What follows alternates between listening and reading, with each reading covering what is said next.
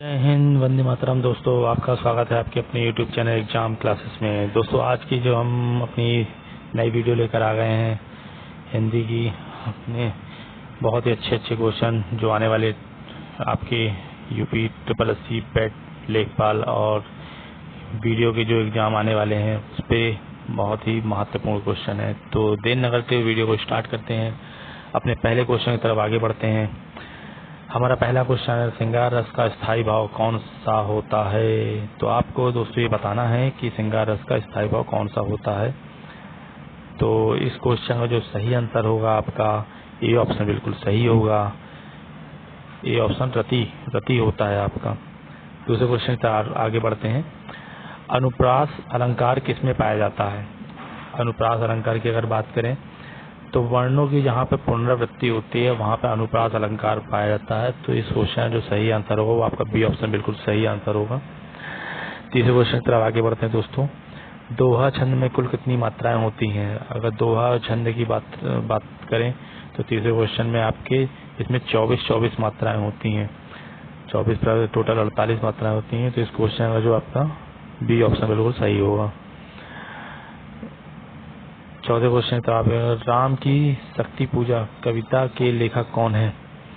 अगर इस क्वेश्चन की बात करें तो आपके सूर्यकांत त्रिपाठी निराला जी जो आपके हैं आपके चौथे क्वेश्चन का आंसर है। पांचवें क्वेश्चन तक आगे बढ़ते हैं। कविता शब्द में प्रयुक्त व्यंजन कौन से हैं। कविता शब्द में प्रयुक्त व्यंजन आपके अगर बात करें तो आपके इसका ए ऑप्शन बिल्कुल सही होगा।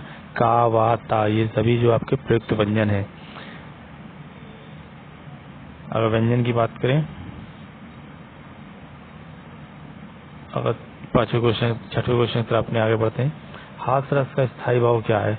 हास्य रस का स्थायी भाव आपका क्या होगा दोस्तों। तो इसका जो आपका इसका डी ऑप्शन बिल्कुल सही होगा। हर्ष, खुशी आपका इसका होगा। सातवें क्वेश्चन, रूपक अलंकार में कौन सी विशेषता होती है। रूपक अलंकार की अगर बात करें तो रूपक अलंकार में कौन सी होती है दोस्तों। तो रूपक अलंकार उपमेय और उपमान इसका इस क्वेश्चन का डी ऑप्शन बिल्कुल सही है। 14 से 8वें क्वेश्चन, वीर रस की प्रमुख कविता कौन सी मानी जाती है। वीर रस की प्रमुख कविता आपके ए ऑप्शन बिल्कुल सही होगा। झांसी की रानी, जो कि सुभद्रा चौहान के द्वारा लिखी गई है। सुभद्रा चौहान जो इसकी लेखिका थी। अपने 9वें क्वेश्चन था, खा कौन सी प्रकार की व्यंजन ध्वनि है। खा जो है किस प्रकार की है। तो ये एक स्पर्श व्यंजन है। इस क्वेश्चन का आपका ए ऑप्शन बिल्कुल सही होगा। ये स्पर्श व्यंजन की ध्वनि है। अपने 10वें क्वेश्चन का आप, कवि का कार्य समाज को दिशा देना है, यह विचार किसका है। सोचिए दोस्तों, इस क्वेश्चन जो आपका सही आंसर होगा आपका ये ऑप्शन बिल्कुल राम सिंह दिनकर जो है इस क्वेश्चन का सही आंसर होगा। भक्ति रस का स्थायी भाव क्या होता है। भक्ति रस का स्थायी भाव क्या होगा दोस्तों। 2 मिनट का मैं समय दूंगा आपको, कुछ सेकंड का। आप इसको प्रैक्टिस भी करते चल सकते हैं इसके साथ, जिससे आपकी एक अच्छी प्रैक्टिस होती चलेगी। लगातार क्वेश्चन इसमें बने रहिएगा। इसका जो है आपका इस क्वेश्चन का जो सही आंसर होगा दोस्तों वो आपका ए ऑप्शन बिल्कुल सही होगा। श्रद्धा इस क्वेश्चन का सही आंसर होगा। दोस्तों, थोड़ा सा वीडियो में थोड़ा सा बबलिंग हो गई। 12वें क्वेश्चन था, यमक अलंकार किसमें होता है। अगर यमक अलंकार की बात करें दोस्तों तो आप इसका आंसर बताइए। यमक अलंकार किसमें होता है। यमक अलंकार भिन्न अर्थ की जो पुनरावृत्ति होती है। इसका बी ऑप्शन बिल्कुल सही होगा।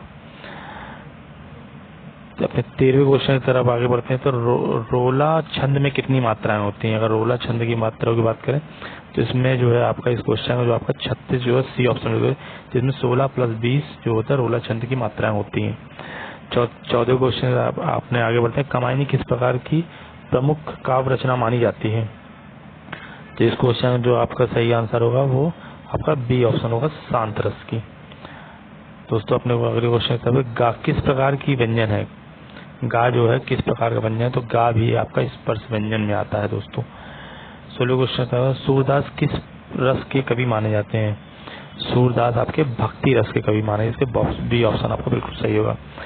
संधि विच्छेद इस क्वेश्चन में आपका संधि विच्छेद है राजपुत्र का संधि विच्छेद का। राजपुत्र का आपका इस क्वेश्चन जो सही आंसर होगा आपका ए ऑप्शन बिल्कुल सही होगा, राजपुत्र। माफ करिए दोस्तों, राजपुत्र।